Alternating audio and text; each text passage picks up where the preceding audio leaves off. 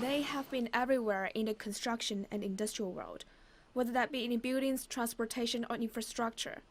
Specializing in providing all of the essential materials, France-based Saint-Gobain has been doing business in China for 37 years. Behind that business expansion lie mountains of settlement payments. And some 7 years ago, the company began using the RMB in the region to handle those payments. At the beginning, that covered things like abrasives, ceramics, glass and pipes, trade-related items. But now things have progressed. Now it also started to be used for our non-trade business. For example, our regional headquarters, our holding company in China are using RMB to bill now all the intercompanies for the service fees.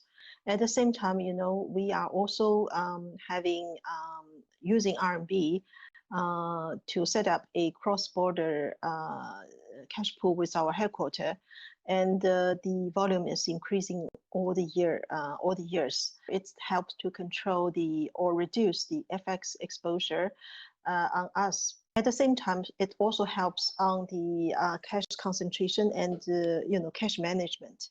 If our collection are denominated in RMB, it can be credited to our renminbi accounts immediately without delay, and also being concentrated in our domestic cash pool and can be further used by the other functions.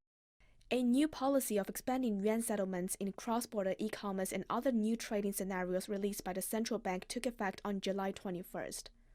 While cross-border yuan settlement services previously covered mainly commercial firms, the new policy expands the service to individuals and consumers.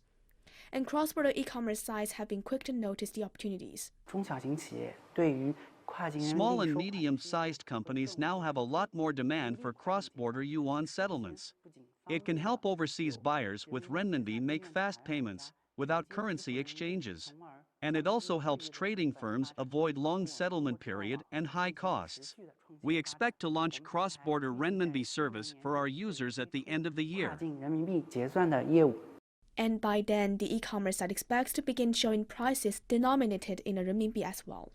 The Bank of Communications now offers cross-border renminbi service for settlement, trade fundraising, investment, and wealth management. During the first half of the year, the Shanghai branch of the bank saw its cross-border yuan settlement volume rising 36% from a year ago. This January, the bank launched a cross-border e-commerce financial service platform. The Shanghai branch so far has served more than 15,000 vendors for payments totaling more than 1 billion yuan.